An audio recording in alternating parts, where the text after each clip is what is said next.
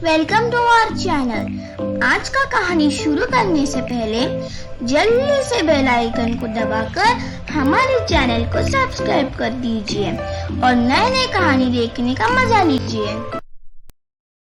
एक कहानी है एक सीधी साधी पढ़ी लिखी लड़की पूर्वी की। उसकी पिता आलोकनाथ शहर की एक बड़े इंडस्ट्रियलिस्ट थे। उनके पास बहुत पैसा था। वो अपनी बेटी पूर्वी को बहुत प्यार करते थे और उसकी शादी उनके दोस्त के बेटे राज के साथ कर दिए। पूर्वी की शादी की कुछ महीने बाद उसकी पिता आलोकनाथ का रोड एक्सीडेंट में देहांत हो गया। इसलिए अब आलोकनाथ की सारी प्रॉपर्टी और घर पूर्वी के नाम पर हो गया। इतनी बड़ी इंडस्ट्री को पूर्वी अब संभाल रही थी। इसलिए वो एक दिन अपनी पति राज से कहा, राज, पापा अपनी मेहनत से इतनी बड़ी इंडस्ट्री खड़े किए थे। उनकी जाने के बाद उनकी इंडस्ट्री को आगे तक ले जाने की जिम्मेदारी अब मेरी ऊपर आ गया है। पता नहीं मैं ये सब कैसे कर पाऊंगी। तुमसे एक बात कहूँ, क्या तुम मेरी बात मानोगे? हाँ, बोलो पूर्वी। राज, क्या तुम पापा की ऑफिस में ज्वाइन करोगे? मतलब पापा की कंपनी को आगे बढ़ाने के लिए मेरी साथ दोगे? प्लीज मना मत करना। हाँ पूर्वी, मैं हर कदम पे तुम्हारी साथ हूँ। अगले दिन राज पूर्वी की साथ ऑफिस जाता है। वो पूर्वी को बिजनेस की कामों में मदद करता है और उनकी कंपनी को एक दिन बहुत बड़ी कॉन्ट्रैक्ट मिली जिसका मुनाफा 500 करोड़ की थी। राज और पूर्वी बहुत खुश थे। अच्छा पूर्वी, तुम ऑफिस से सीधा घर जाओ। मैं मम्मी पापा से मिलकर आता हूँ। राज, तुम मम्मी जी और पापा जी को घर क्यों लेकर नहीं आते? हम सब साथ में रहते तो अच्छा लगता। पूर्वी, ये तुम्हारी पापा का घर है। पता नहीं मम्मी पापा मानेंगे या नहीं, फिर भी मैं उनको मनाने की कोशिश करूँगा। तुम चिंता मत करो। राज ऑफिस से अपनी मम्मी पापा के पास आता है। राज बेटा, तू यहाँ कैसा है तू? और पूरबी कैसी है? वो कम ऑन मॉम, अपनी असली कैरेक्टर पे आओ। यहाँ पूर्वी नहीं है। मैं एक अच्छा पति होने की नाटक कर करके तंग आ चुका हूँ। मुझसे ये सब अब नहीं होगा। आपको पता है कि मैं काव्या से प्यार करता हूँ। मैं उस पूर्वी के साथ अब नहीं रह सकता। पता नहीं कब उससे छुटकारा मिलेगा। बहुत जल्द बेटा। आलोकनाथ की प्रॉपर्टी और घर के लिए मैं तेरी शादी पूर्वी से करवाया था। आलोक की मौत के बाद सारी जायदाद अब पूर्वी के नाम पे है। अब पूर्वी की मौत के बाद पूरी जायदाद उसकी पति के नाम पर होगा, यानी तुम्हारे नाम पर। इसलिए तुम्हें थोड़ा सा सब्र करना होगा। समय आने पर हम उसकी बाप की तरह उसे भी अपनी रास्ते से हटा देंगे।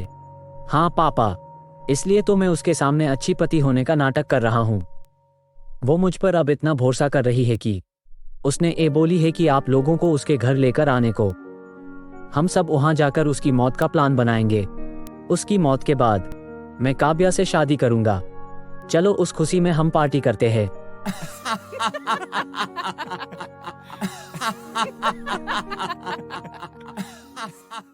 राज और उसके माता पिता पूर्वी के घर आते हैं। पूर्वी अपनी सास ससुर को देखकर बहुत खुश हो जाती है। वो उनका अच्छी तरह से ख्याल रखती है। उनको किसी भी चीज का कमी नहीं होने देती। ऐसे ही कुछ दिन बीतते हैं। एक दिन जब पूर्वी घर पर नहीं थी तब राज, अब हमारे प्लान को अंजाम देने का समय आ गया है। हमें कल पूर्वी को मारना होगा, लेकिन घर पर या एक्सीडेंट में नहीं मारेंगे। सबको शक हो सकता है। उसको इस शहर से कहीं बाहर लेकर मारना होगा। शहर से बाहर लेकर? लेकिन कहाँ? तुम चिंता मत करो, मैंने सब सोच लिया है। ऐसे बोलकर विक्रम अपनी प्लान के बारे में राज और बिमला को बताता है। ग्रेट पापा, आपका प्लान मानना पड़ेगा। आज तू जितनी खुशी से जीना चाहती है जी ले पूर्वी, क्योंकि कल तेरी आखिरी दिन होगी। उसके बाद तेरी सारी दौलत मेरा होगा।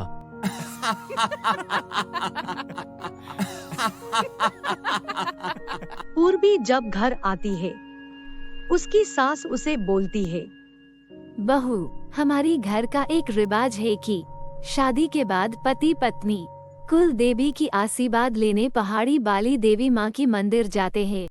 लेकिन आलोक भाई साहब की देहांत की वजह से तुम दोनों वहाँ दर्शन करने नहीं जा पाए थे, इसलिए मैं सोच रही थी क्यों ना हम सब कल ही देवी माँ की मंदिर जाए और उनकी दर्शन कराए। हाँ, क्यों नहीं मम्मी जी, हम सब कल जरूर जाएंगे। मैं ड्राइवर को बोल देती हूँ कल जल्दी आने को। नहीं पूर्वी, हम गाड़ी में नहीं जाएंगे। उस जगह को जाने के लिए हमें नदी से बोटिंग करके जाना होगा। वहाँ पर सड़क की कोई सुविधा नहीं है। और हाँ, हमको यहाँ से सुबह 5 बजे निकलना पड़ेगा। ठीक है पापा जी, मैं जल्दी तैयार हो जाऊंगी। अगले दिन सब देवी माँ की मंदिर जाने के लिए निकल पड़ते हैं। राज, नदी में बोटिंग करके जाने में बहुत अच्छा लग रहा है। ऐसे यहाँ पानी बहुत गहरा लग रहा है। हाँ, यहाँ पानी गहरा है। और तो और मैंने सुना है यहाँ पानी में मगरमच्छ रहते हैं। अरे यार, मुझे मगरमच्छ से बहुत डर लगती है। तुम डरो मत पूर्वी, मैं हूं ना, तुम्हें कुछ होने नहीं दूंगा। और कुछ दूर जाने पर वहाँ पर मगरमच्छ दिखाई देती है। पूर्वी, ए देखो मगरमच्छ। तुम एक काम करो, यहाँ पर खड़े हो जाओ और उसकी फोटो क्लिक करो। डरो मत, मैं हूं ना, तुम्हें कुछ नहीं होगा। पूर्वी राज के ऊपर यकी करके मगरमच्छ की फोटो उठाती है। वो फोटो उठाकर बहुत खुश होती है।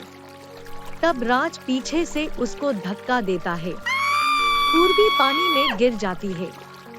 इतने में मगरमच्छ पूर्वी को पकड़ लेती है। पूर्वी जोर से तड़प कर चिल्लाती रहती है, लेकिन राज और उसकी मम्मी पापा उसकी तमाशा देख रहे थे। कुछ ही समय में पूर्वी को मगरमच्छ पानी के अंदर ले जाते हैं। पापा, हमारी रास्ते की कांटा अब हमेशा हमेशा के लिए खत्म हो गई। इधर पूर्वी बुरी तरह जख्मी होकर खून से लथपथ नदी की किनारे बेहोश पड़ी थी। तब उसे आदित्य मित्तल ने देखा। आदित्य मित्तल शहर के जाने माने बड़े इंडस्ट्रियलिस्ट्स में से एक थे। वो अपनी दामाद राहुल के साथ अपनी बेटी की श्राद्ध की पूजा कर कर घर लौट रहे थे। राहुल, वो देखो, वहाँ पर कोई जख्मी होकर पड़ा है। चलो देखते हैं। वो दोनों पूर्वी के पास जाते हैं। पापा, ए तो बुरी तरह जख्मी है, लेकिन उसकी तो सांस चल रही है, पर ए बेहोश है। अगर हम इसे हॉस्पिटल लेकर जाएंगे तो शायद ए बच सकती है। हाँ राहुल बेटा, उसको जल्दी से हॉस्पिटल लेकर जाते हैं। आदित्य और राहुल पूर्वी को हॉस्पिटल में भर्ती करते हैं।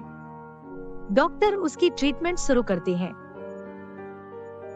और कुछ समय में आकर बोलते हैं, मिस्टर आदित्य, पेशेंट की हालत बहुत नाजुक है और तो और उसकी चेहरा बुरी तरह खराब हो चुका है।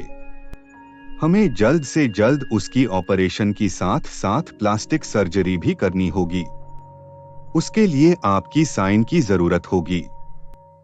हाँ डॉक्टर, मुझे कहाँ साइन करना है? बोलिए, मैं कर दूंगा। आप बस उस बच्ची की जान बचा लीजिए। हम अपनी पूरी कोशिश करेंगे, आगे ऊपर वाले की मर्जी। और एक बात मिस्टर आदित्य, हम प्लास्टिक सर्जरी में उसको किसका शकल देंगे, क्योंकि उसका फेस पूरी तरह खराब हो चुका है। डॉक्टर, आप मेरी बेटी पूजा की चेहरा उसको दे दीजिए। जब मैं उसे खून से लथपथ देखा, मुझे मेरी बेटी पूजा की याद आई।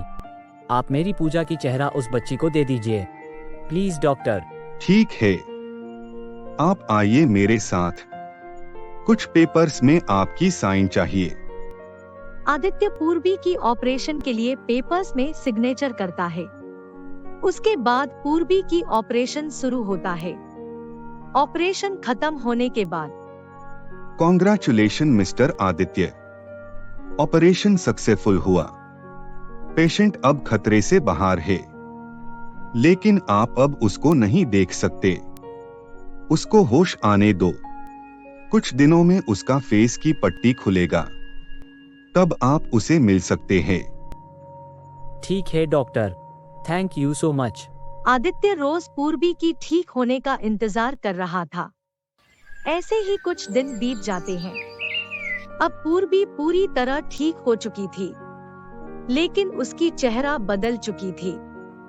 जब वो अपनी चेहरा आईने में देखी तो वो खुद को पहचान नहीं पाई और जोर जोर से रोने लगी। डॉक्टर, ये मेरी चेहरा नहीं है, ये किसकी चेहरा है? और मैं यहाँ हॉस्पिटल में कैसे? मुझे कुछ समझ में नहीं आ रही है। तुम्हारी चेहरा बुरी तरह खराब हो चुकी थी, इसलिए तुम्हारी प्लास्टिक सर्जरी किया गया है। ये है आदित्य मित्तल और ये उनका दामाद राहुल। ये दोनों ने तुम्हारी जान बचाया है और आदित्य जी की कहने पर हमने तुम्हें ऑपरेशन करके उनकी बेटी का चेहरा दिया है। आप दोनों की बहुत बहुत शुक्रिया जो आपने मुझे बचाया। ऐसे बोलकर पूर्वी रोने लगती है। देखो बेटी, तुम मत रो, तुम इतने दिनों के बाद ठीक हुई हो। अब तुम आराम करो, हम इस बारे में बाद में बात करेंगे। ऐसे बोलकर आदित्य और सब लोग वहाँ से बाहर चले जाते हैं। पूर्वी ठीक से आराम नहीं कर पाती है। वो उसकी पति राज और उसकी ससुराल बालों की धोखे के बारे में सोच सोच कर रोने लगती है। अगले दिन डॉक्टर उसे डिस्चार्ज करते हैं। आदित्य उसे अपनी घर ले आता है। बेटी, इसे अपनी घर समझ, आराम से बैठ यहाँ और बोल, तेरी ये हालत किसने किया था? तू नदी के किनारे कैसे पहुंची? बोल बेटी, मुझे अपना समझ के बोल। अंकल, मेरी नाम पूरबी है। मैं मशहूर इंडस्ट्रियलिस्ट आलोकनाथ की बेटी हूँ। मुझे मेरी पति और ससुराल बालों ने मारने की कोशिश किया था। पूर्वी अपनी साथ हुई धोखे के बारे में एक एक करके आदित्य और राहुल को बोली। क्या तेरी ये हालत तेरी ससुराल बालों ने किया है? वो लोग तो सारी हैवानियत पार कर दी, तेरी जायदाद के लिए तुझे मारने के लिए मगरमच्छ के बिच छोड़ दिए। वो लोग इंसान नहीं, शैतान हैं। तुझे उन लोगों से अपनी साथ हुए धोखे का बदला लेना होगा। तुझे अपनी आप को मजबूत करना होगा पूर्वी। मैं तेरी साथ हूँ बेटा। मैं भी तुम्हारी साथ दूंगी पूर्वी। उन लोगों से बदला लेने के लिए उनको सजा देने से पहले उनसे अपनी सारी जायदाद वापस लेना होगा, फिर उन पर तुम वार करना। हाँ बेटा, इसके लिए तुम्हें पूर्वी की तरह नहीं, मेरी बेटी पूजा की तरह रहना होगा, ताकि किसी को शक ना हो। आज से तुम पूर्वी नहीं, पूजा हो, आदित्य मित्तल की बेटी। पूर्वी आदित्य और राहुल की बात सुनकर उसकी आंखों से आंसू निकल आती है। हाँ अंकल, मैं उन सबको सजा दूंगी, किसको भी नहीं छोड़ूंगी। उधर पुलिस को पूर्वी की मौत का कुछ सबूत नहीं मिलता, इसलिए वो उसकी मौत को एक हादसा मानकर केस की फाइल बंद कर देते हैं। इस बात से राज की घर वाले खुश हो जाते हैं और राज काव्य के साथ पार्टी करने क्लब जाता है। अंकल, मुझे आशीर्वाद दीजिए। मैं आज अपनी दुश्मन को पहली बार करने वाली हूँ, आप बस देखती जाइए। राहुल आदित्य और पूर्वी को प्लान के बारे में बताता है। राज, एक किसका लेटर आया है? पापा, हमारा और एक सपना जल्द ही पूरी होने वाली है। हमने मित्तल इंडस्ट्री के साथ बिजनेस करने का ख्वाब जो देखा था, वो सपना पूरी होने वाला है। उन्होंने ये लेटर भेजे है और कल वो लोग मुझे मीटिंग के लिए उनकी कंपनी में बुलाया है। मीटिंग के बाद कॉन्ट्रैक्ट पे साइन होगा। अरे राज, ये तो बहुत खुशी की बात है बेटा, तुम कल जरूर जाना। अगले दिन राज आदित्य मित्तल की ऑफिस पे जाता है। मिस्टर आदित्य? यस, आप मिस्टर राज हो ना? Yes sir, please sit down. Mister Raj, हमने आपकी कंपनी के बारे में बहुत सुना है। आपकी कंपनी की रेपुटेशन मार्केट में बहुत है, इसलिए हम आपके साथ बिजनेस करने के लिए तैयार है। ठीक उसी समय पूर्वी और राहुल वहाँ आते हैं। मिस्टर राज, ये मेरी बेटी पूजा है, कंपनी की पूरी जिम्मेदारी अब ये संभाल रही है। और ये राहुल है, पूजा की असिस्टेंट। ये हर काम में पूजा की मदद करता है। पूर्वी राज को अपनी सामने देखकर गुस्से से लाल हो जाती है, लेकिन वो अपनी आप को संभालते हुए बोलती है। मिस्टर राज, ये रही कॉन्ट्रैक्ट पेपर्स। हमारी कंपनी आपकी कंपनी के साथ पूरे 1000 करोड़ की बिजनेस करने की फैसला की है। आप ये पेपर्स अच्छी तरह पढ़कर साइन कर दीजिए। और हाँ, हम आपको कुछ एडवांस पेमेंट आज ही कर देंगे और बाकी का कॉन्ट्रैक्ट पूरी होने पर देंगे। और आपको ये याद रखना होगा कि समय के अंदर हमें हमारा कांटेक्ट पूरी हो जाना चाहिए।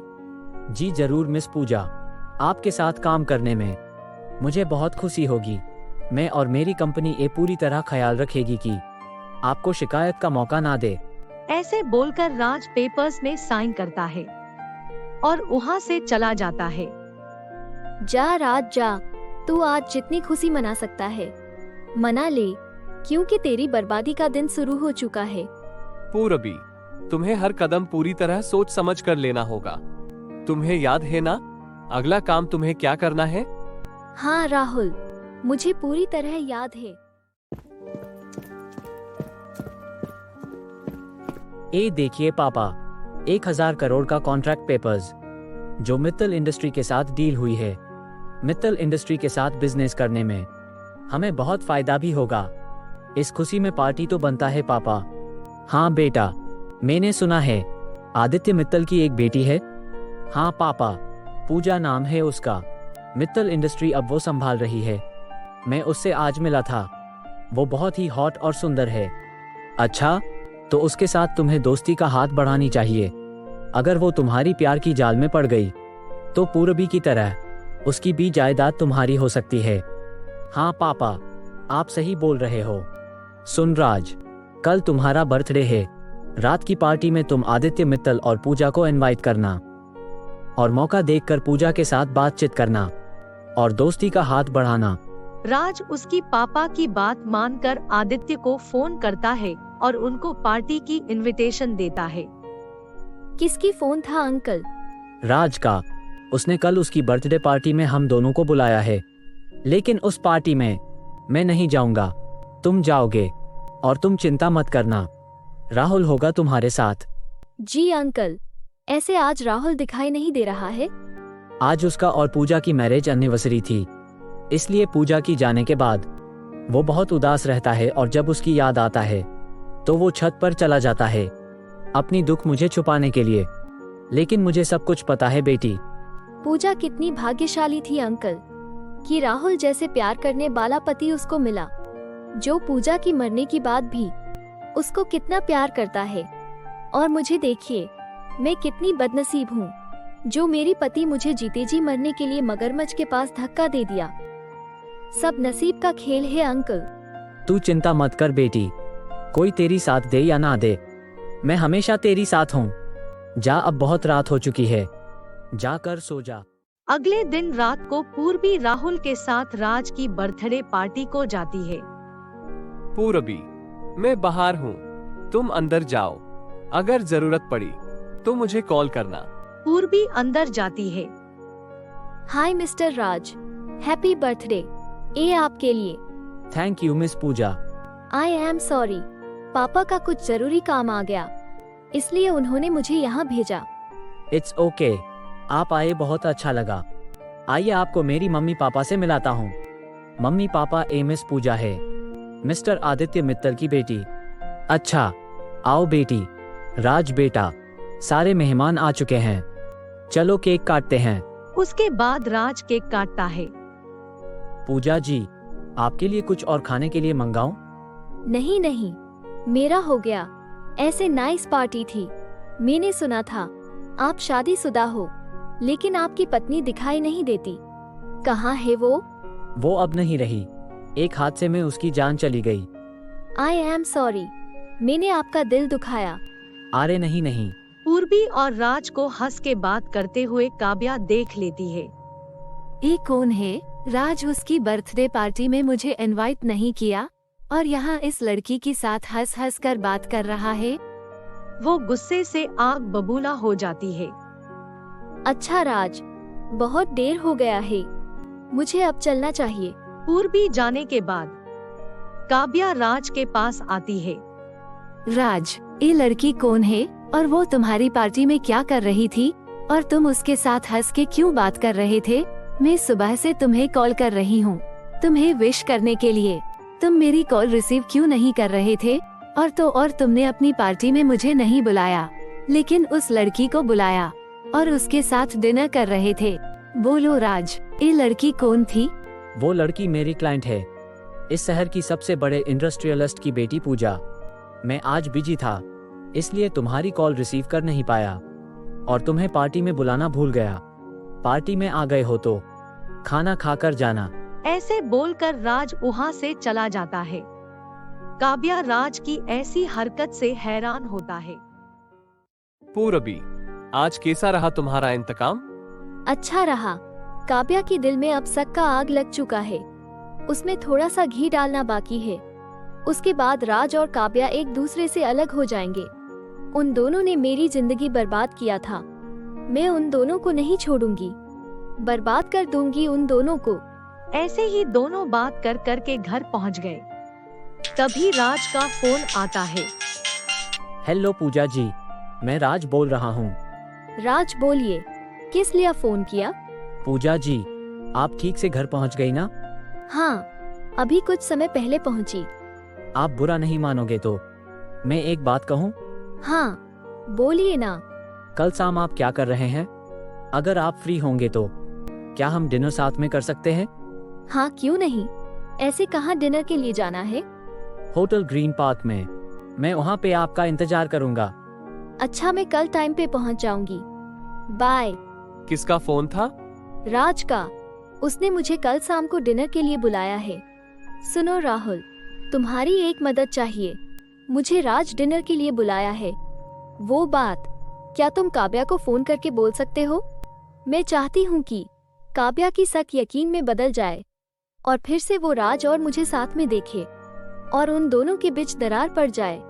ठीक है, तुम चिंता मत करो। तुम जैसे बोल रही हो ऐसे ही होगा। अगले दिन शाम को पूर्वी डिनर के लिए ग्रीन पार्क होटल गई। राज पूर्वी का पहले से वहाँ पर इंतजार कर रहा था। हाय राज, मैं लेट तो नहीं हुई ना? अरे नहीं, बैठिए यहाँ पर। बोलिए पूजा जी, आप क्या खाएंगे? राज प्लीज, तुम मुझे पूजा बुलाओ।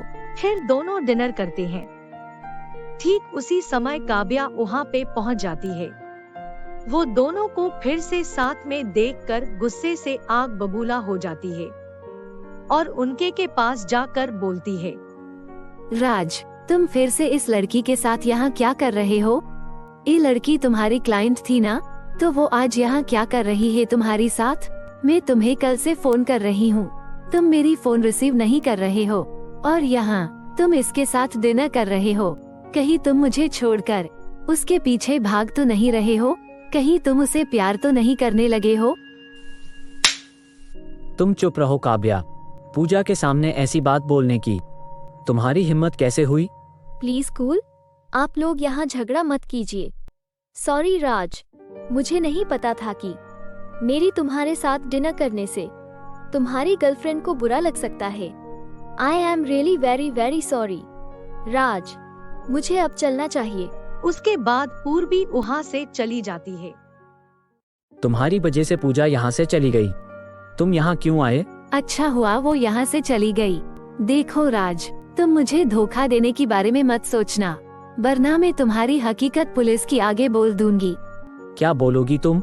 यही कि तुमने और तुम्हारी पेरेंट्स मिलकर पूरबी को जानबूझकर नदी में मगरमच्छ की आगे धक्का दिया ताकि वो मर जाए और उसका मौत एक हादसा लगे और मरने के बाद उसकी सारी दौलत तुम्हारी नाम हो पाए।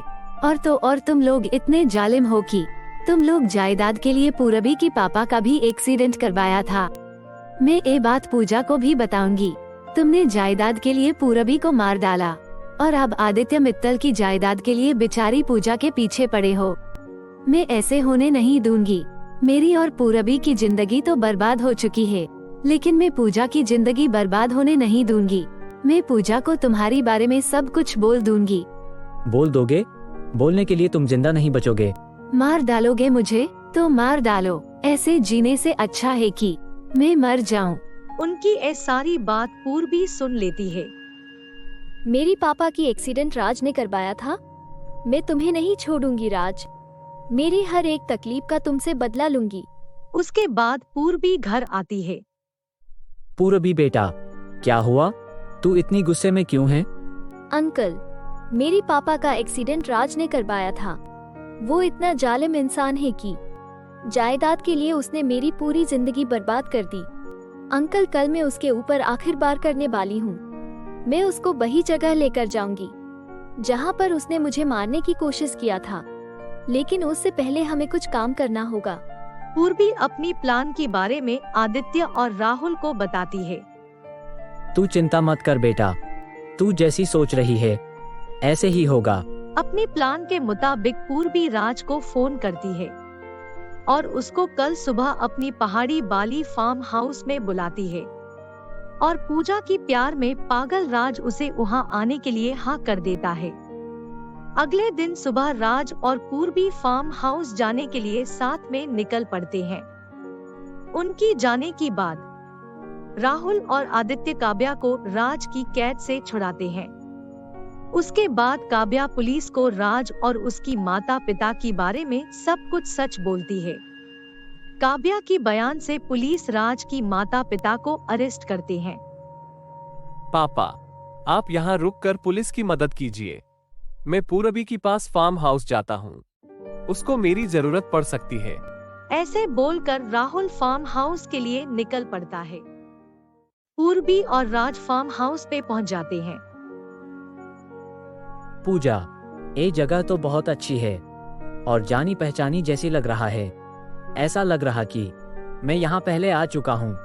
तुम सही बोल रहे हो राज, तुम इस बहती हुई नदी को देख रहे हो। इस नदी में तुम अपनी पत्नी पूर्वी को मारने के लिए मगरमच्छ की ओर धक्का दिया था। कुछ याद आया राज? राज इस बात को सुनकर हैरान हो जाता है और बोलता है, तुम्हें कैसे पता?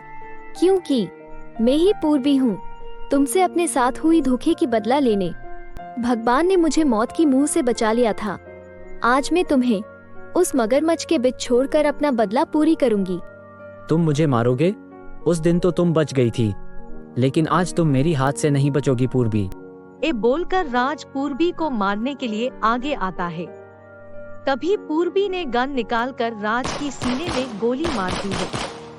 राज छलनी होकर फिसल के नदी पे गिरता है और मगरमच्छ का शिकार बन जाता है। ठीक उसी समय राहुल आता है। पूर्वी उसको सारी बात बताती है। तुम चिंता मत करो पूर्वी, जो जैसा बुरा कर्म करता है उसका अंजाम वैसे ही बुरा होता है। फिर दोनों साथ में घर निकल जाते हैं।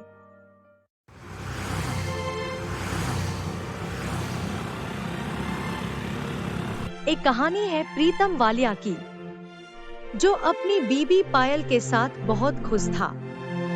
उनका 2 महीने की बेटी थी। प्रीतम अपनी बीबी और बेटी से बहुत प्यार करता था। उनका एक वफादार कुत्ता था जिसका नाम मोती था। मोती को प्रीतम और पायल एक घर की सदस्य की तरह मानते थे। प्रीतम एक बिजनेसमैन था। वो बहुत मेहनत करके अपनी बिजनेस को तरक्की की नई ऊंचाई पर लेकर आया था। दूसरी ओर पायल बहुत सुंदर होने के साथ साथ एक अच्छी नेक दिल की थी। वो भगवान भोलेनाथ की परम भक्त थी। प्रीतम अपनी सारी प्रॉपर्टी पायल और उसकी बच्ची के नाम कर दिया था। ये क्या प्रीतम, आप अपना सारे प्रॉपर्टी मेरी और पिंकी के नाम कर दिए। आपके नाम कुछ भी नहीं रखे। ये आप ठीक नहीं किए। दिन रात मेहनत आप करते हैं और ये प्रॉपर्टी भी आपकी मेहनत की है, इसलिए प्रॉपर्टी आपके नाम रहना चाहिए। प्रीतम, तुम दुनिया की एक ऐसी पत्नी हो जिसके नाम पर मैंने अपनी सारी दौलत कर दिया, लेकिन तुम खुश नहीं हो। तुम्हारी जगह कोई और लड़की होती तो वो खुशी के मारे मेरे गले लग जाती। मैं उन लड़कियों में से नहीं हूँ जो पैसों के लिए अपने पति के गले लगते हैं। मैं तो गले आपकी प्यार की वजह से लगना चाहती हूँ। मुझे आपकी प्यार चाहिए, आपकी दौलत नहीं। प्यार तो मैंने तुम्हें और पिंकी को बहुत करता हूँ। प्रॉपर्टी तुम दोनों के नाम हो या मेरे नाम पर हो, बात तो एक ही है, क्योंकि तुम दोनों मेरे अपने हो। और ऐसे भी तुम दोनों मुझे छोड़कर कहाँ जाने वाले हो? रहोगे तो मेरे साथ ही। प्रीतम की बातें सुनकर पायल मुस्कुरा देती है। तब प्रीतम की मोबाइल पर कॉल आता है। गीता भाभी का फोन। हेलो भाभी। प्रीतम, तुम्हारे भैया की तबीयत बहुत खराब है। तुम गाँव आ सकते हो क्या? हाँ भाभी, आप चिंता मत कीजिए, मैं अभी गांव के लिए निकलता हूँ। पायल, गीता भाभी का कॉल था। रंजीत भैया का तबीयत ठीक नहीं है, मुझे अभी गांव के लिए निकलना पड़ेगा। ठीक है प्रीतम, आप गांव जाइए। आप अपना ख्याल रखना और मुझे कॉल करते रहना। उसके बाद प्रीतम गांव के लिए निकल पड़ता है। भाभी, भैया कैसे है? अभी थोड़ा ठीक है, वो आराम कर रहे हैं। तुम अंदर आओ। सुनिए जी, प्रीतम आया है। प्रीतम, तू आ गया? ये आप कैसी हालत बना कर रखे है भैया? आपको क्या हुआ है? प्रीतम की बातें सुनकर रंजीत रोने लगता है। आप रो क्यों रहे हैं? भाभी, भैया को क्या हुआ है? प्रीतम, सब अपनी नसीब का खेल है। तकदीर की लकीरों को कौन मिटा सकता है भला?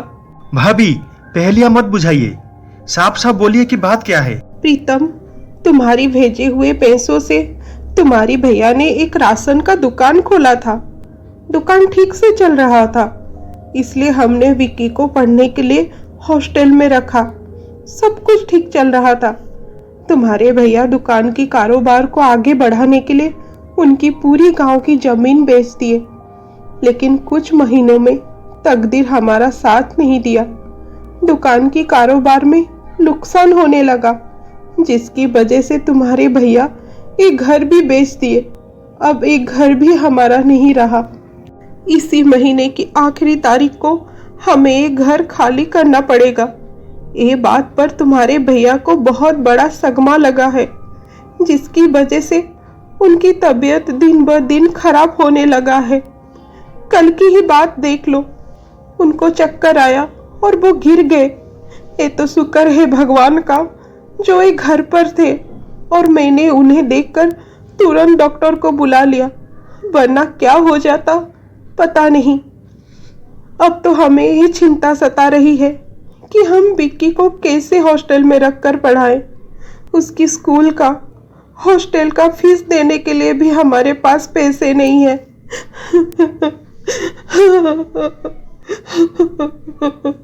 रोइए मत भाभी। भैया, आप लोगों के साथ इतना कुछ हो गया और आप मुझे कुछ नहीं बताए। मैं आपके लिए क्या इतना पराया हो गया था जो आप अपनी दुख में मुझे शामिल नहीं किए? ऐसी बात नहीं है प्रीतम, हम हर समय तुम्हें हमारा तकलीफ बताकर दुख पहुंचाना नहीं चाहते थे। इसमें दुख पहुंचाना कैसे हुआ? एक भाई अपने दूसरे भाई का मदद करने में कैसा दुख? ये आप ठीक नहीं किया भैया। मुझे अपने आप पर गुस्सा आ रहा है कि मैं अपने बिजनेस में इतना खो गया कि आप लोगों का ध्यान नहीं रख पाया, और आपको भी इस सब के बारे में मुझे बताना चाहिए था भैया। गुस्सा मत हो प्रीतम, हमने तुम्हें इसलिए नहीं बताया कि तुम अभी शादीशुदा हो। तुम्हारा भी एक परिवार है, तुम्हारे भी उनके लिए बहुत जिम्मेदारी है। तुम खामोखा क्यों हमारे लिए परेशान होंगे, इसलिए नहीं बताया। इसमें परेशान कैसे? खैर छोड़ो, आपको जो करना था आप वो कर लिए, लेकिन अब जो मैं कहूंगा आपको वही करना होगा। आप दोनों कल सुबह मेरे साथ शहर जाएंगे। अब से आप दोनों मेरे साथ मेरे घर पे रहेंगे। भैया, आप मेरे ऑफिस में मेरे साथ काम करेंगे। और रही विक्की की बात, मैं उसे पढ़ाई के लिए हर महीने पैसा भेजूंगा। उसकी पढ़ाई में कुछ भी नुकसान नहीं होगा। नहीं प्रीतम, नहीं, हम शहर नहीं जाएंगे। वहाँ पायल होगी, वो तुम्हारे साथ अकेली रहती आ रही है। उसे हम दोनों का वहाँ रहना शायद अच्छा नहीं लगेगा। तुम दोनों की प्राइवेसी चली जाएगी, इसलिए हम शहर नहीं जाएंगे। हमें हमारी हालत पर छोड़ दो। तुम मुसीबत के समय हमारे पास आए, इतना ही हमारे लिए काफी है। भाभी, आप पायल को अच्छी तरह से नहीं जानती। वो बहुत अच्छी है। उसे अगर मैं आप लोगों के बारे में बताऊंगा तो वो खुद सामने आके बोलेगी कि मैं आप लोगों को शहर लेकर आऊं। अगर आपको मेरी बात पर भरोसा नहीं है तो मैं आपकी तसल्ली के लिए पायल को फोन करता हूं। उसके बाद प्रीतम पायल को फोन करता है और सब कुछ बोलता है। प्रीतम, आप सही कह रहे हैं। आप भैया भाभी को यहाँ शहर ले आओ, वो दोनों हमारे साथ रहेंगे। और ऐसे भी वो दोनों तुम्हारे भैया भाभी हैं। मुसीबत में हमें उनका साथ देना चाहिए प्रीतम। थैंक यू पायल, मुझे समझने के लिए। हम सब कल सुबह शहर आ जाएंगे। भैया भाभी, अब तो पायल ने भी हाँ कर दी है। अब तो आप दोनों को शहर जाने में कोई दिक्कत तो नहीं है। उसके अगले दिन प्रीतम रंजीत और गीता को शहर लेकर आता है। रंजीत और गीता प्रीतम की आलीशान घर देखकर हैरान हो जाते हैं। भैया भाभी, अंदर चलिए। पायल, ये रंजीत भैया और ये गीता भाभी है। पायल रंजीत और गीता की पैर छूकर उनकी आशीर्वाद लेती है। आइए भैया भाभी, मैं आपको आपका कमरा दिखाती हूँ। ये रहा आपका कमरा। आप दोनों अब आराम कीजिए। अगर आपको कुछ जरूरत पड़ी तो आप मुझे बोलिए। ठीक है पायल, तुम्हारी बारे में जैसे सुना था तुम मुझसे भी ज्यादा बहुत अच्छे हो। अब आप दोनों आराम कीजिए, मैं आपके लिए चाय नाश्ता लेकर आती हूँ। उसके अगले दिन प्रीतम रंजीत को अपने ऑफिस में लेकर जाता है। रंजीत प्रीतम की इतना बड़ा ऑफिस देखकर हैरान हो जाता है। छोटे, तुमने तो अपने मेहनत से इतना बड़ा ऑफिस खड़ा कर दिया है, ये देखकर बहुत खुशी लग रही है। भैया, ये सब आपका प्यार और आशीर्वाद से संभव हो पाया है। चलिए अंदर चलते हैं भैया। भैया, ये रहा आपका कैबिन। आज से आप यहाँ बैठकर काम करेंगे। आपका मैनेजर सुबह सभी आता ही होगा, वो आपको सारा काम समझा देगा। और आपका बगल वाला मेरा कैबिन है। अगर कुछ जरूरत पड़ा तो आप मेरे कैबिन में आ जाइएगा, या तो फिर मुझे बुला दीजिएगा। प्रीतम, मैं तेरा ये एहसान कैसे चुका पाऊंगा, मुझे समझ में नहीं आ रहा है। तू मेरा चचेरा भाई होकर मेरे लिए, मेरे परिवार के लिए कितना कुछ कर रहा है। ऐसे हालत में अपने साथ छोड़ देते हैं, लेकिन तू हमेशा मेरा साथ देता है। तू भाई नहीं है, तू हमारे लिए फरिश्ता बनकर आया है। भैया, मैं आपको कभी अपना चचेरा भाई नहीं समझा। आप मेरे अपने बड़े भाई हो, और एक भाई के लिए कुछ करना एहसान नहीं होता। आज से हम दोनों मिलकर एक कंपनी संभालेंगे, ठीक है? अब आप यहाँ बैठो, मैं मेरे कैबिन में जाता हूँ। ऐसे ही दिन बीतता जाता है। रंजीत और गीता प्रीतम और पायल की घर में अच्छी तरह से रहने लगते हैं। रंजीत भी बहुत जल्दी ऑफिस का काम सीख जाता है। फिर एक दिन, सर, यूएसए वाली प्रोजेक्ट के लिए रैमसन कंपनी से मेल आया था। यूएसए में उनका एक मीटिंग है जिसमें आपको उन्होंने इनवाइट किया है। अच्छा सुभाष, ये प्रोजेक्ट तो हमारे लिए बहुत इम्पोर्टेंट है। हाँ सर, ये प्रोजेक्ट हमारी कंपनी के लिए बहुत इम्पोर्टेंट है, आपको वहाँ जाना चाहिए। हाँ, तुम सही कह रहे हो सुभाष। ऐसे ये मीटिंग कब है? कमिंग मंडे को है। अच्छा ठीक है, तुम कल शाम की फ्लाइट बुक कर दो। मैं अब घर जाता हूँ, मुझे पायल को भी ये बात बताना होगा। ठीक है सर। भैया, मुझे कल शाम को 15 दिन के लिए यूएसए जाना पड़ेगा। वहाँ एक क्लाइंट मीटिंग है जिसे अटेंड करना बहुत जरूरी है। और भैया, मेरे एब्सेंस में आपको ये 15 दिन कंपनी संभालना होगा। सुभाष भी आपके साथ देगा, आपको कोई तकलीफ नहीं होगा। तो चिंता मत कर छोटे, मैं सब कुछ ठीक से मैनेज कर लूंगा, तू बेफिक्र होकर जा। ठीक है भैया। उसके बाद प्रीतम घर आकर पायल को सब कुछ बताता है। पायल, मेरे एब्सेंस में तुम अपना और पिंकी का ख्याल रखना। प्रीतम, आप क्यों इतनी चिंता करते हैं? मैं अपने आप का और पिंकी का बहुत अच्छी तरह से ख्याल रखूंगी। और ऐसे भी भैया भाभी और शेरू है ना मेरे साथ मेरी ख्याल रखने के लिए। क्यों शेरू, रखेगा ना मेरे ख्याल? देखिए, अब तो शेरू ने भी हाँ कर दिया है, इसलिए आप बेफिक्र होकर यूएसए जाइए। उसके अगले दिन शाम को प्रीतम यूएसए के लिए निकल पड़ता है। ऐसे ही 2 दिन निकल जाता है। यूएसए पहुंचकर प्रीतम पायल को कॉल करता है। हेलो प्रीतम, आप यूएसए पहुंच गए? हाँ पायल, मैं ठीक से यहाँ पहुँच गया। तुम बताओ, तुम और पिंकी कैसे हो? भैया भाभी और शेरू कैसे है? हम सब यहाँ ठीक है प्रीतम। भैया और सुभाष आपके एब्सेंस में कंपनी ठीक से मैनेज कर रहे हैं। आप हम सब की चिंता मत कीजिए। आप वहाँ जिस काम के लिए गए थे वो काम करके जल्दी से बस वापस आ जाइए। मैं और पिंकी आपको बहुत मिस करते हैं। हाँ, मैं भी तुम दोनों को बहुत मिस करता हूँ। काम खत्म करके जल्दी घर आने का ट्राई करूँगा। अच्छा, मैं अब फोन रखता हूँ। Bye bye, take care. किसका फोन था पायल? प्रीतम का फोन था भाभी, वो यूएसए पहुंच गए। लाख लाख शुक्र है भगवान का कि प्रीतम विदेश ठीक से पहुंच गया।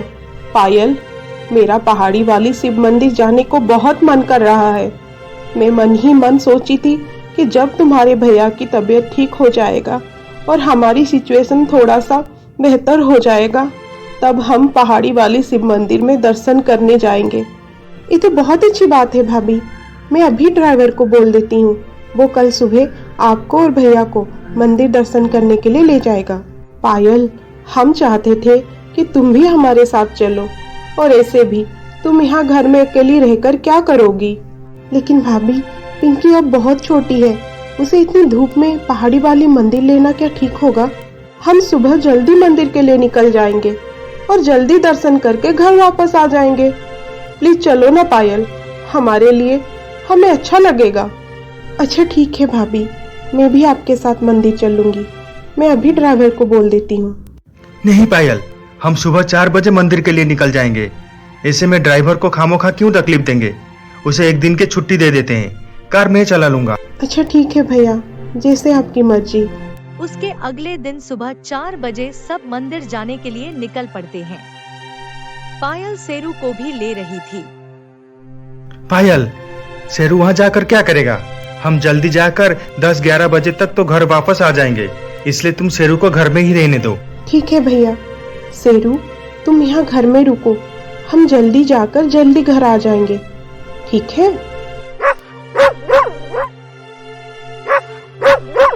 क्या हुआ शेरू, तुम्हें भी मंदिर जाना है?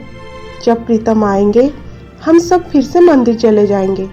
अब तुम घर में रहो, मेरे अच्छे बच्चे जिद नहीं करते, ओके? उसके बाद सब मंदिर के लिए निकल जाते हैं।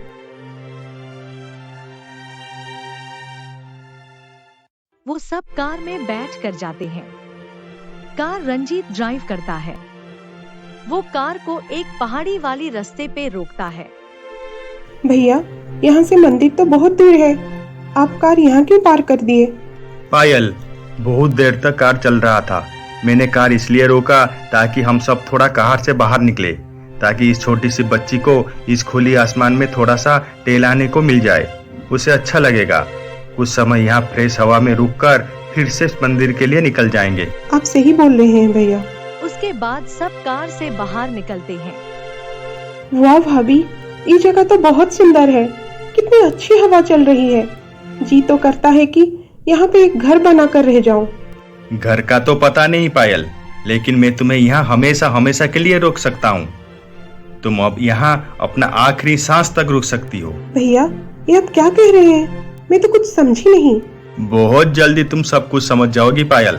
इतना कहकर रंजीत पायल को मारने के लिए बंदूक दिखाता है। ये देखकर पायल डर जाती है। भैया, ये आप क्या कर रहे हैं? मैं जो कर रहा हूँ सही कर रहा हूँ। इतना कहकर रंजीत पायल के ऊपर गोली चलाता है। पायल घायल होकर नीचे गिर जाती है। मरने से पहले तो तुझे एक बार पूरी सच्चाई जाननी ही पड़ेगी पायल। सुन, हमने गांव से शहर प्रीतम की दौलत के लालच में आए थे।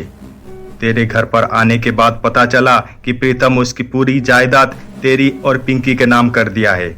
ये बात जानने के बाद कैसे हम प्रीतम की जायदाद हमारे हाथ में लेंगे, ये सब दिन रात सोचते रहे। तब हमें तुम्हें मारने का आइडिया आया। क्या इसका मतलब आप लोग मुझे यहाँ मंदिर जाने की बहाने बनाकर मारने के लिए आए थे? हाँ पायल, हाँ, हम तुझे मारने के लिए ही यहाँ लेकर आए थे, क्योंकि जब तू मरेगी उसके बाद प्रीतम बेचारा दुख के मारे अकेला पड़ जाएगा। उसी समय हम प्रीतम को बहला फुसला कर उसे इमोशनल करके उसकी सारी प्रॉपर्टी हमारे नाम करा लेंगे, और एक बार उसकी प्रॉपर्टी हमारे नाम हो गया तो हम उसे और साथ में तुम्हारी इस बेटी को भी तुम्हारी तरह जान से मार देंगे। ये सब हमारा प्लान का एक हिस्सा था। तुम दोनों इतने गिर जाओगे, ये मैं कभी सपने में भी नहीं सोचा था।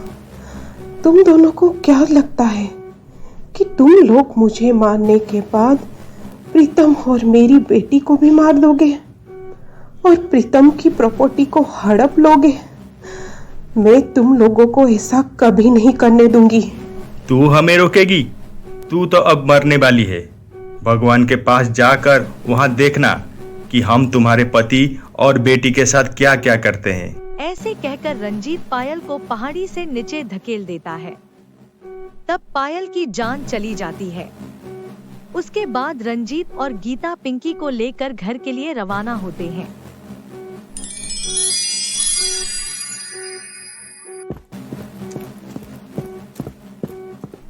वो दोनों शैतान कहीं मेरी बेटी को कुछ नुकसान ना पहुंचाए। मुझे अभी घर जाना पड़ेगा, लेकिन कैसे? ये तो सड़क आ गया है। मैं किसी गाड़ी से लिफ्ट लेकर घर चली जाती हूँ। उसके बाद पायल वहाँ से गुजरती हुई गाड़ियों से लिफ्ट मांगने लगती है। तब एक कार उसके ऊपर गुजर कर चली जाती है। ये देखकर पायल हैरान हो जाती है। ये कैसे हो सकता है? ये कार मुझ पर गुजरने के बावजूद भी मैं जिंदा कैसे हूँ? कहीं मैं नहीं। उसके बाद पायल दौड़ते दौड़ते उस पहाड़ी की पास जाती है। वो वहाँ पर उसकी लाश को देखकर हैरान होती है और रोने लगती है। मेरी बच्ची अब उन जालिमों के पास है। मुझे जल्दी से घर पहुंचना होगा। उसके बाद पायल दौड़कर घर पहुंचती है। तब वो देखती है।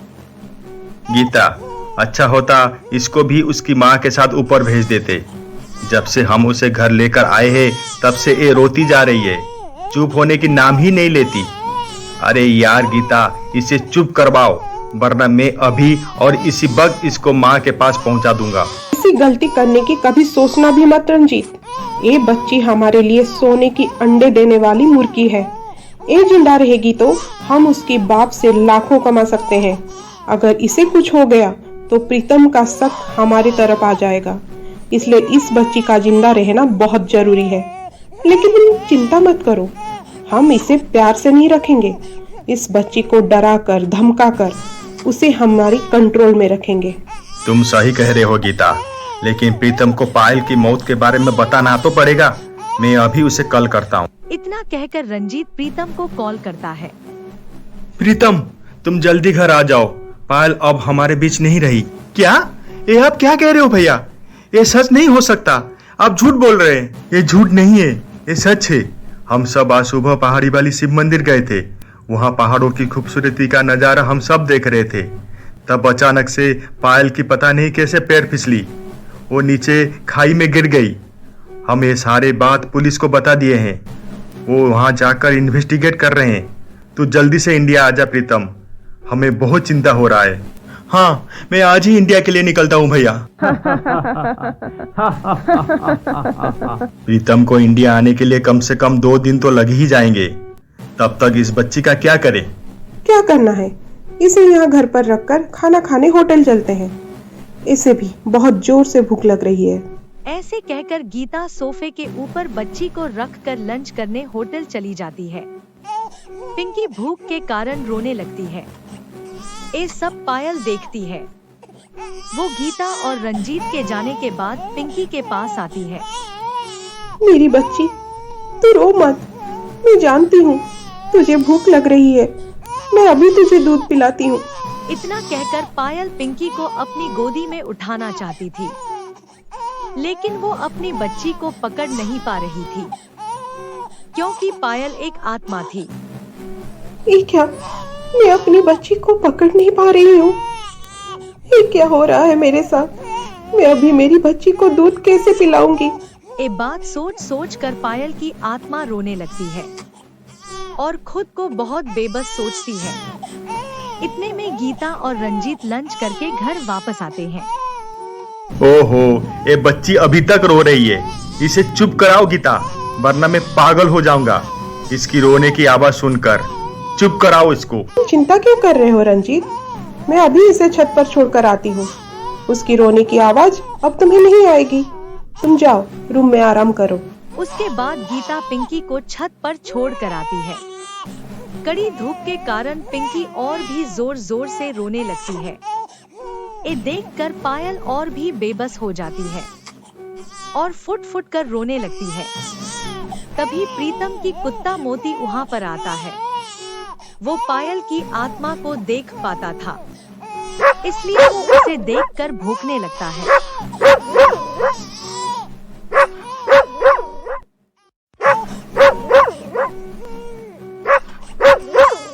मोती, तू मुझे देख पा रहा है? देखना, इन जालिमों ने मुझे मारकर पिंकी के साथ क्या कर रहे हैं। इस मासूम को कड़ी धूप में सुला दिए। मैं पिंकी को पकड़ नहीं पा रही हूँ।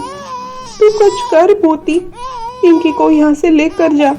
इस सुनकर मोती पिंकी को उठाकर कमरे में लेता है और उसे दूध पिलाता है। दूध पीकर पिंकी चुप हो जाती है। ये देखकर पायल खुश हो जाती है। मोती, मैं तेरा ये एहसान कभी भूल नहीं पाऊंगी। तू मेरे लिए एक फरिश्ता से कम नहीं है। मोती, अब तो बस प्रीतम घर वापस आने का इंतजार है मुझे। तब गीता वहाँ पर आती है। ये बच्ची यहाँ कैसे आई? इसे तो मैं छत पर छोड़कर आई थी। जरूर इस कुत्ते ने पिंकी को यहाँ लेकर आया होगा। मैं अभी इस कुत्ते की खबर लेती हूँ। जब गीता मोती के पास जाती है, तब मोती गुस्से में आकर भौंकने लगता है और गीता को काटने उसकी पीछे भागता है। ये देखकर गीता डर के मारे इधर उधर भागने लगती है। मोती उसकी पीछे भागता है। मोती से बचने के लिए गीता एक रूम के अंदर घुस जाती है और दरवाजा बंद कर देती है। उसके अगले दिन प्रीतम घर पहुंचता है। देख ना प्रीतम, ये क्या हो गया? पायल हम सबको छोड़कर हमेशा हमेशा के लिए चली गई। कितनी खुशी से हम सब उस दिन मंदिर जा रहे थे। हमें क्या पता था कि बीच में ऐसा कोई हादसा हो जाएगा। आखिर उसकी उम्र कितनी थी जो भगवान ने उसे अपने पास बुला लिया। गीता की बातें सुनकर प्रीतम फुट फुट कर रोने लगता है। प्रीतम मेरे भाई, अपने आप को संभालो। इस समय रोने का नहीं है, हिम्मत से काम करना है। तुम अगर ऐसे टूट जाओगे तो पिंकी का क्या होगा? तुम उसे माँ और बाप दोनों का प्यार देना होगा। कहाँ है मेरी बच्ची? वो ऊपर तुम्हारी कमरे में है। वो वहाँ पर अकेली है? नहीं, मोती उसके पास है। जब से पायल गई है तब से पिंकी के पास वो ही हमेशा रहता है।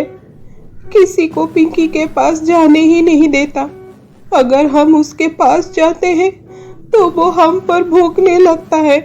ये बात सुनकर प्रीतम तुरंत पिंकी के पास जाता है। प्रीतम को देखकर मोती खुश होकर उसके पास जाता है। प्रीतम उसे सहलाता है और पिंकी को अपनी गोदी में लेता है और रोने लगता है। ये सब पायल की आत्मा देखकर दुखी होती है। मत रोइए प्रीतम, सब कुछ ठीक हो जाएगा। अपने आप को संभालिए। प्रीतम पायल को देख नहीं पा रहा था, लेकिन उसे ये महसूस हो रहा था कि कोई तो इस रूम में है।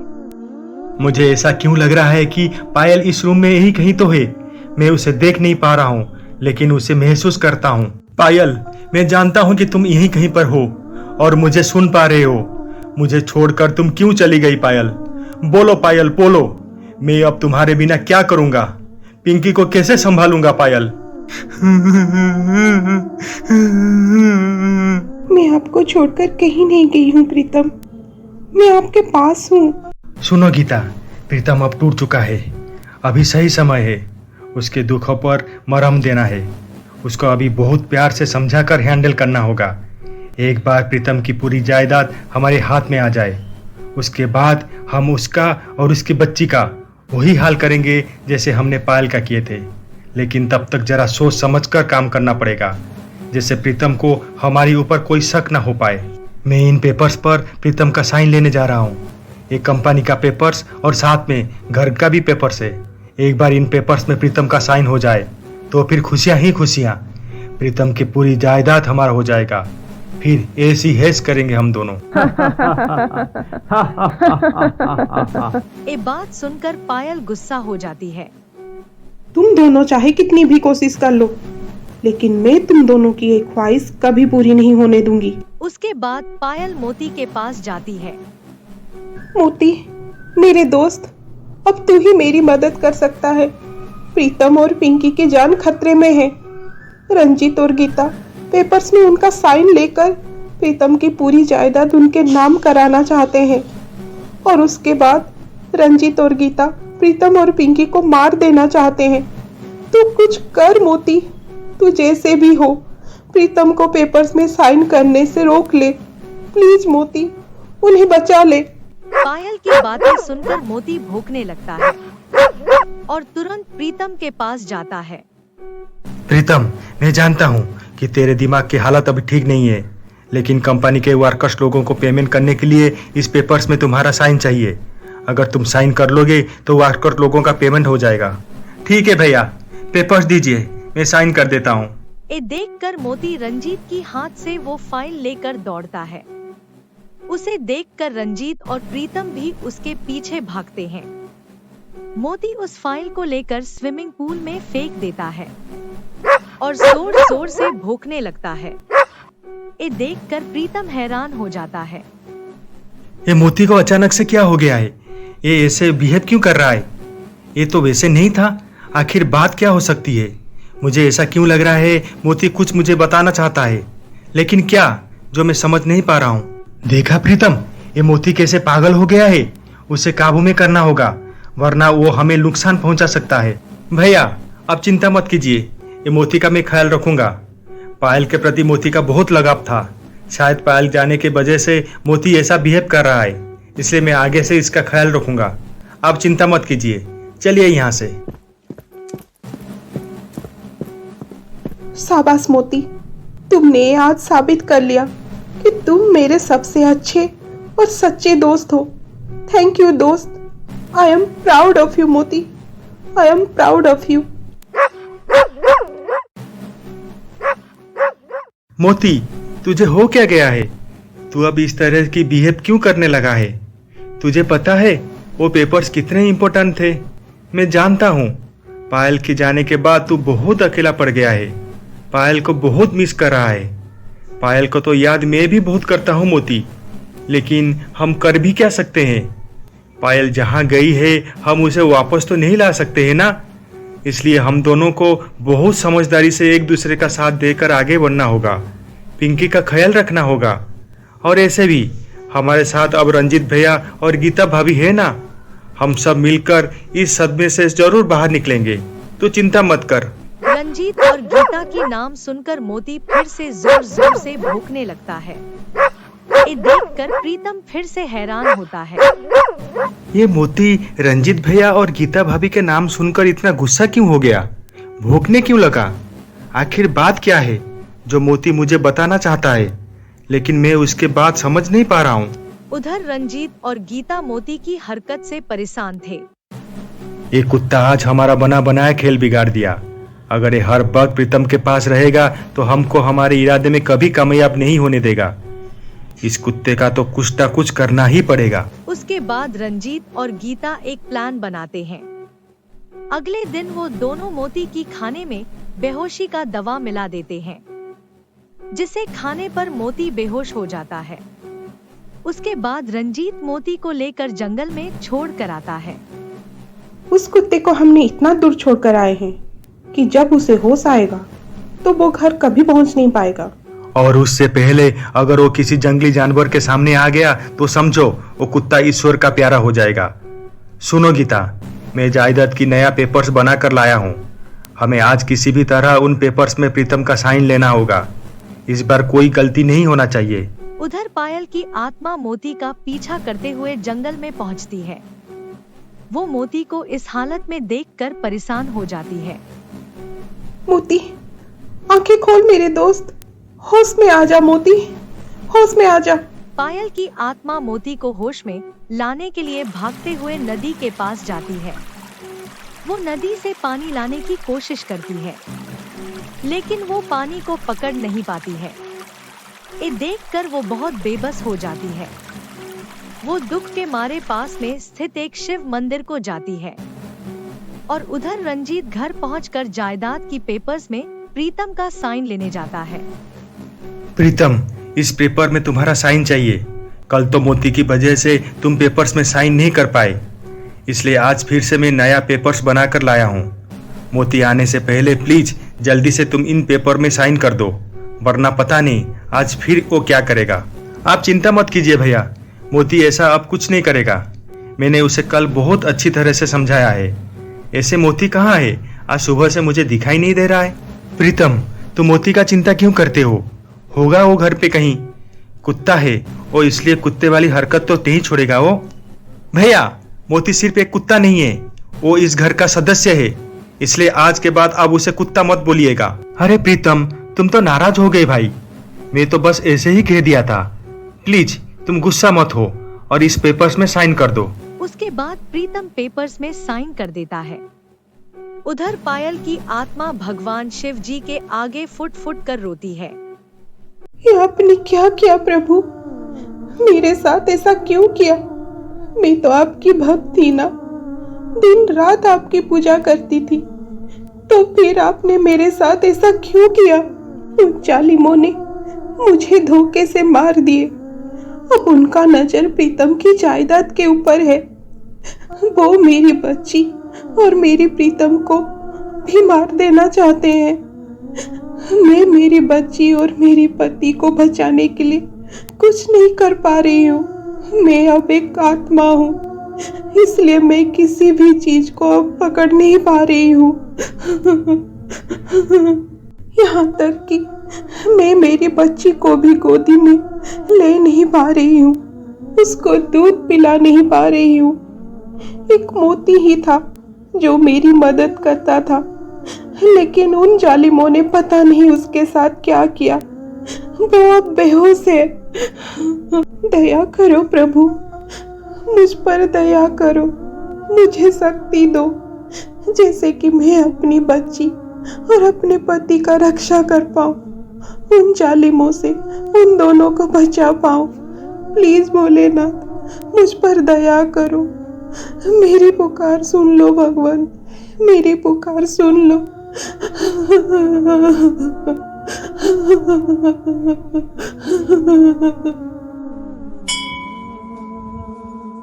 भगवान भोलेनाथ पायल की पुकार सुन लेते हैं।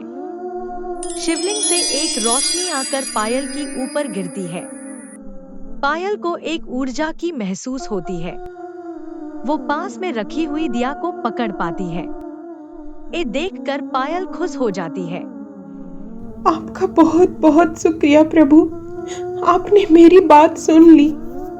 आपका बहुत बहुत धन्यवाद प्रभु, बहुत बहुत धन्यवाद। उसके बाद पायल की आत्मा खुशी मन से मोती के पास जाती है। उसके ऊपर वो पानी छिड़क कर उसे होश में लाती है। मोती, तू ठीक है ना दोस्त? अब समय आ गया है दोस्त, रंजीत और गीता को उनके किए की सजा दिलाने का। मैं अब उनसे हर एक तकलीफ का बदला लूंगी जो उन लोगों ने मुझे और मेरे परिवार को दिया है, तुझे दिया है। मैं उन दोनों को नहीं छोड़ूंगी, कभी नहीं छोड़ूंगी। मोती, अब चल, घर चलते हैं। उसके बाद पायल और मोती घर पहुंचते हैं।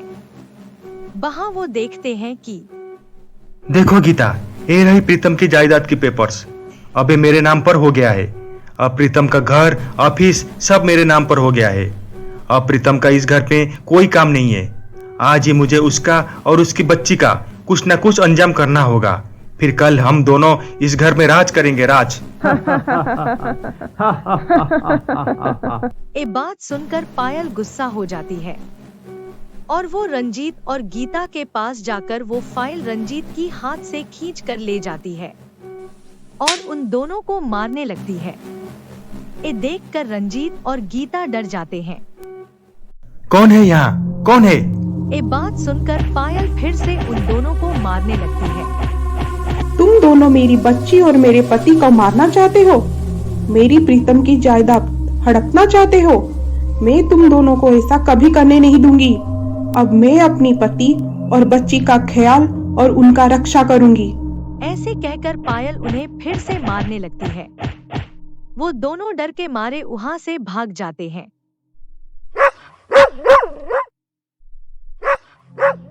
रंजीत और गीता दौड़ के जाकर प्रीतम के पास पहुंचते हैं। प्रीतम, हमारे कमरे में कोई है जो हमें दिखाई नहीं देता, लेकिन वो जो भी है हम दोनों के ऊपर हमला कर रहा है। वो अभी हम दोनों को बहुत मारपीट किया है। क्या? ये आप क्या कह रहे हैं भैया? ये कैसे हो सकता है? हाँ प्रीतम, तुम्हारे भैया सच कह रहे हैं। हमारे कमरे में कोई तो है जो हमें दिखाई नहीं देता है। ठीक है भाभी, चलिए आपके रूम में देखते हैं कि कौन है वहाँ। यहाँ पे तो कोई नहीं है। आप दोनों खामोखा डर रहे हैं। नहीं प्रीतम, कुछ देर पहले यहाँ पर कोई था, लेकिन अब पता नहीं कि वो कहाँ पर है। भैया भाभी, मुझे लगता है कि ये आपका कोई भ्रम है। सो रिलैक्स, मुझे आज ऑफिस जाना है, कुछ जरूरी काम है। भाभी, पिंकी का ख्याल रखना। भैया, आप चल रहे हैं मेरे साथ आज ना ऑफिस? नहीं प्रीतम, आज तुम्हारे भैया कहीं नहीं जाएंगे, वो यहाँ घर पर मेरे साथ रहेंगे। मुझे बहुत डर लग रहा है प्रीतम। ठीक है भैया, आप आज घर में रहो, मैं आता हूँ।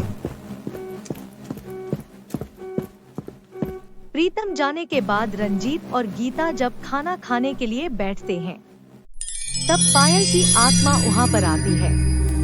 वो रंजीत और गीता की खाने की प्लेट को खींचकर हवा में घूमती है। ये देखकर रंजीत और गीता बहुत डर जाते हैं। तुम कौन हो और हमारे पीछे क्यों पड़े हो? मैं कौन हूँ ये तुम दोनों को बहुत जल्द पता चल जाएगा। तुम दोनों ने मेरी बच्ची के मुंह से निवाला छीना था ना, अब मैं देखती हूँ कि तुम दोनों कैसे खाना खाते हो। उसके बाद पायल फिर से उन दोनों को मारने लगती है।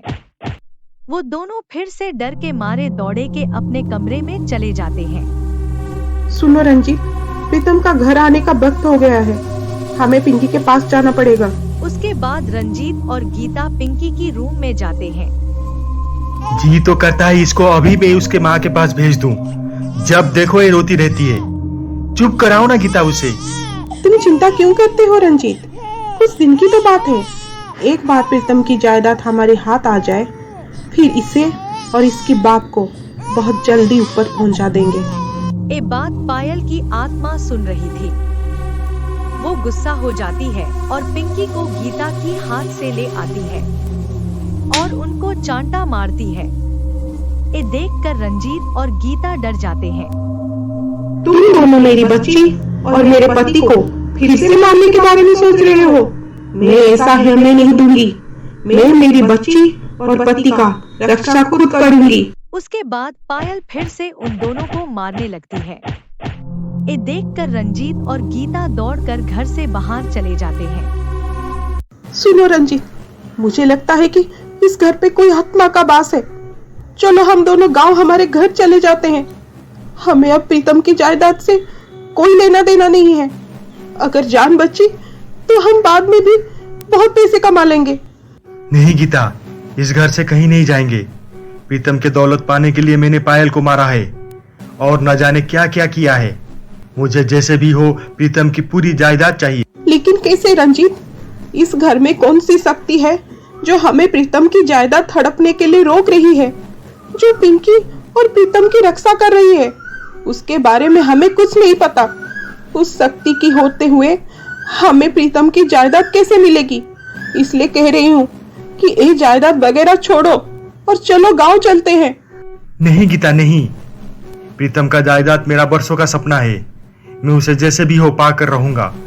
और रही उसी शक्ति के बारे में पता लगाने का, वो भी बहुत जल्दी पता चल जाएगा। सुनो गीता, तुम्हें तो पता होगा सिद्धि बाबा के बारे में। हाँ, मैंने गांव में सुना था उनके बारे में, लेकिन वो तो पहाड़ी में किसी गुफा में रहते हैं ना? हाँ वही।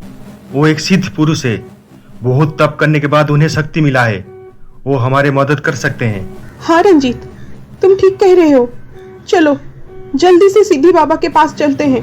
उसके बाद रंजीत और गीता सिद्धि बाबा के पास जाते हैं। वो बाबा के चरणों में बैठकर उनसे विनती करते हैं। प्रणाम बाबा, हमें बचा लीजिए, हमें बचा लीजिए बाबा। हम बहुत कष्ट में हैं, बहुत मुश्किल में हैं, बहुत मुसीबत में हैं। हमें बचा लीजिए बाबा, हमें बचा लीजिए। क्या हुआ तुम्हारे साथ? बाबा, पता नहीं हमारे घर में ऐसी कौन सी शक्ति है जो हमारे जीना हराम करके रखी है। वो हमको दिखाई नहीं देती है, लेकिन हम उसे महसूस करते हैं। वो हमें बहुत परेशान करती रहती है। ना वो हमें ठीक से खाना खाने देती है और ना ही कोई काम ठीक से करने देती है। उसकी वजह से हम दोनों बहुत परेशान हैं। बाबा जी, दया करके हमारी मदद कीजिए। उस बुरी शक्ति से हमें बचाइए। हाँ बाबा, दया कीजिए। अगर आप हमारी मदद नहीं करेंगे तो वो बुरी शक्ति हमारा पीछा नहीं छोड़ेगी, हमें मार डालेगी वो।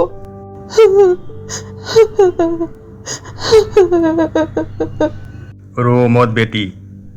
और बुरी शक्ति से बढ़कर भगवान की शक्ति है। भगवान की शक्ति के आगे किसी का भी शक्ति नहीं चलती। मैं अभी मेरी मंत्र शक्तियों के माध्यम से पता लगाता हूँ कि वो बुरी शक्ति कौन है। उसके बाद बाबा जी अपनी आंखें बंद करके ध्यान में बैठते हैं। कुछ समय के बाद वो अपनी आंखें खोलते हैं।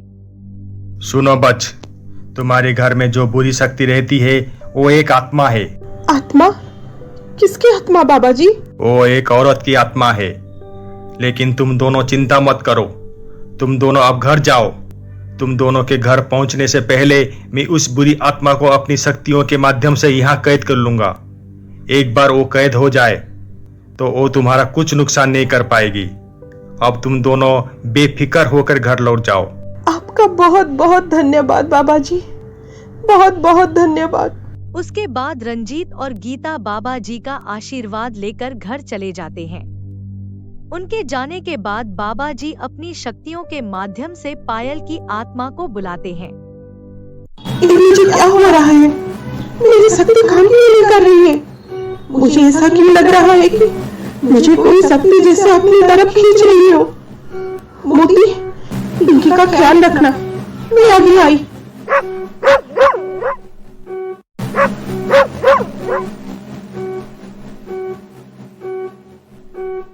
पायल की आत्मा को देखकर बाबा जी उसे कैद कर देते हैं। कौन है आप और मुझे यहाँ क्यों लेकर आए हैं? छोड़ दीजिए मुझे। ये आग मैं सहन नहीं कर पा रही हूँ। छोड़ दीजिए मुझे। मैं आपका क्या बिगाड़ा हूँ जो आप मुझे यहाँ कैद कर दिए? बोलिए, आप मुझसे क्या चाहते हैं? तुम चाहे कितने भी कोशिश कर लो, लेकिन मेरी मंत्र शक्ति के कैद से छूट कर नहीं जा सकती। लेकिन मेरी कसूर क्या है जो आप मुझे यहाँ कैद करके रखा है? तुम्हारा कसूर ये है कि तुम दो भोले भाले लोगों को परेशान करती हो, उनको मारती हो, उनको उनके घर में शांति से रहने नहीं देती। भोले भाले लोग? आप किसकी बात कर रहे हैं बाबा जी? मैं रंजीत और गीता की बात कर रहा हूँ। रंजीत और गीता आपको भोले भाले और अच्छे लोग लगते हैं? हाँ, वो दोनों अच्छे लोग हैं। तुम उन दो मासूमों पर क्यों अत्याचार कर रही हो? क्यों उनके पीछे पड़ी हो? क्यों उनको शांति से उनके घर पे रहने नहीं देती? बोलो, वरना मैं तुम्हें अभी और इसी वक्त भस्म कर दूंगा। वो दोनों अच्छे लोग नहीं है बाबा जी, वो दोनों शैतान है, शैतान।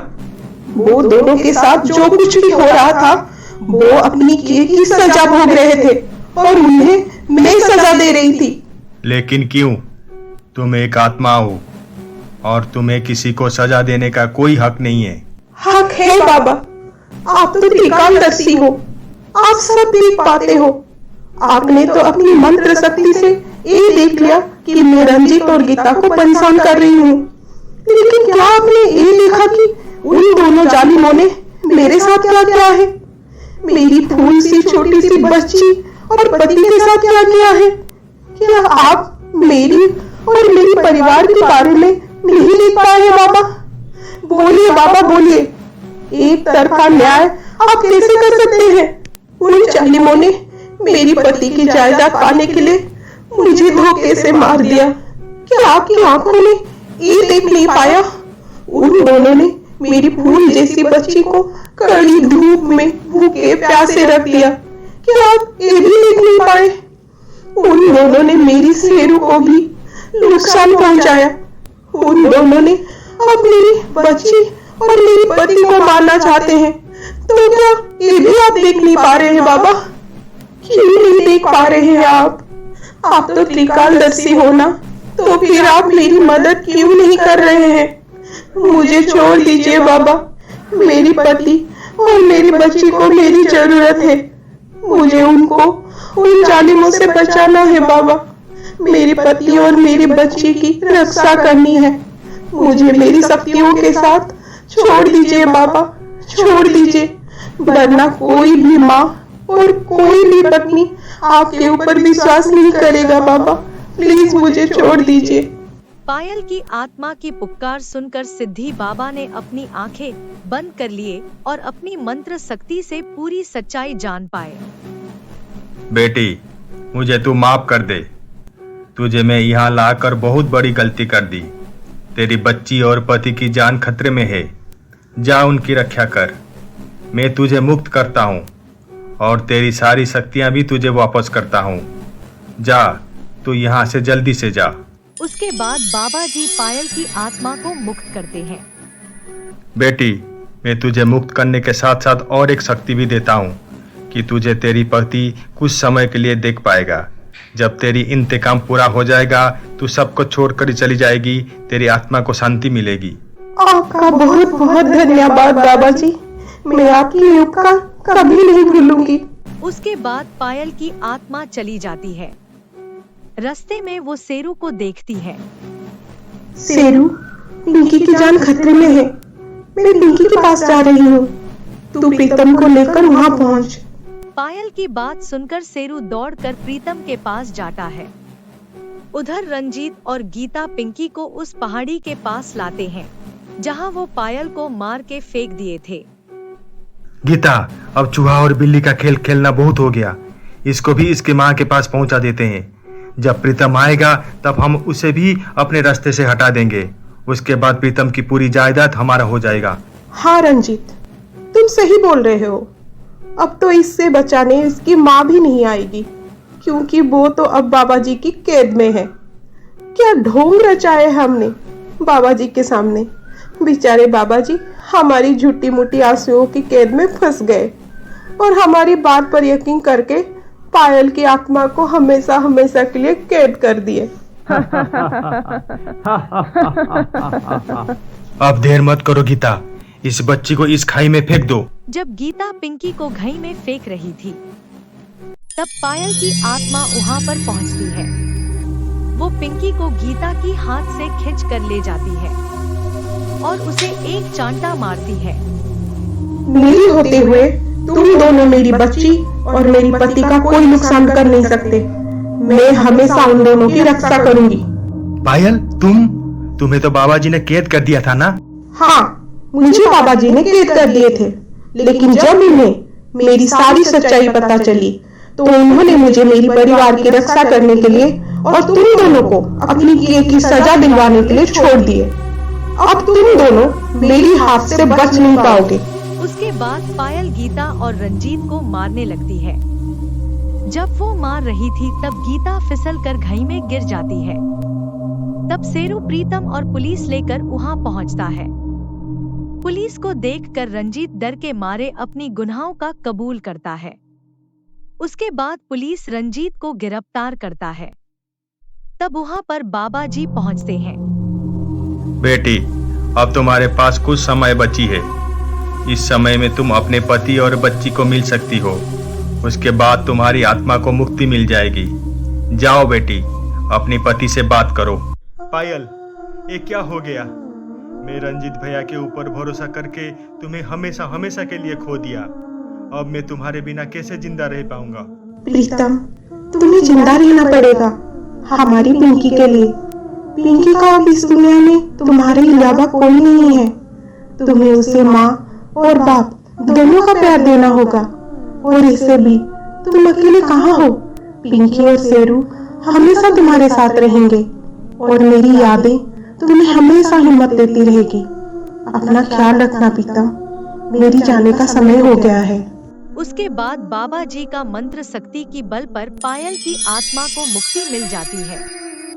उसके बाद प्रीतम उसकी बेटी पिंकी और शेरू को लेकर पायल की यादों के साथ खुशी से रहता है। आपको मेरी वीडियो अच्छी लगी है तो अपने फ्रेंड्स के साथ शेयर जरूर कीजिए और हाँ दोस्तों, लाइक और सब्सक्राइब करना मत भूलिए।